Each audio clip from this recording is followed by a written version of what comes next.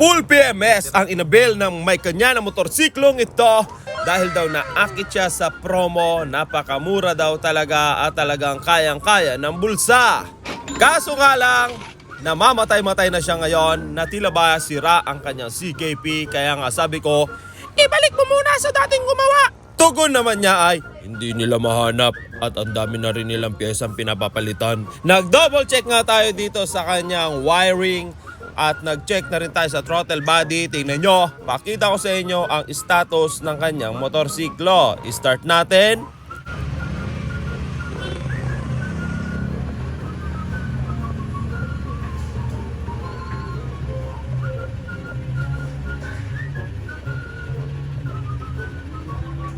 Pala desisyon siya at kusang namamatay kahit i-rev mo, lalong bumabagsak ang kanyang charging. Kung kaya't hanapin natin to. Tara, samahan nyo kong umatras ang banks natin pare-pareho. Nag-double check tayo sa kanyang throttle body, subalit wala doon ang issue. Kung kaya't napadpad na nga tayo dito sa kanyang injector. Check lang natin kung ang mga butas ay naglalabas ba ng tamang dami ng gas. Wala tayong injector tester machine, kung kaya't gumamit tayo ng isang technique na kakaiba. Dito nga ay nagreklamo na si Junjun dahil talagang sobrang lamig daw ng kamay niya. Round 2 naman tayo dahil hindi ako nasatisfy. At sa round na to, sobrang lakas talaga ng pressure ng pang cleaner na ito. Kaya sabi ko, ako na lang ang hahawak sa baterya kasi talaga nagreklamo na silang dalawa. Sabi ko nga dyan, Arvin, itabi mo, ako na. Parang senador. Ayan ang ginagawa ko, binilisan ko lang at gusto ko lang makita kung talagang powder at tama yung buga ng ating injector. Napadpad na nga tayo sa pagbubukas ng head dahil ayon sa may kanya, iniwan niya daw ang motorsiklo. Kaya't magdo-double check tayo sa valve clearance. 1021 ang ating clearance sa cold engine, kaya't double check natin baka dito galing ang issue.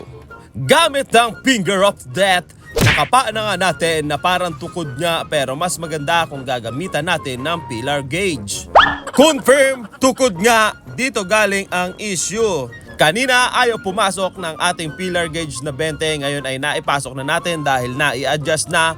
At pakita ko sa inyo ang kaibahan ng dalawang ito, yung isang clearance sa kanan. Dito nga ay gagamit na ako ng puwersa na nagbumula sa mukha.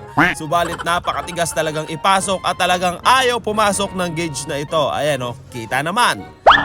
Ang ating pamakyong finger ay talagang nasasaktan na, subalit ayaw pumasok ng pillar gauge. Siguro ito ay nagamitan ng tinatawag na peeling gauge.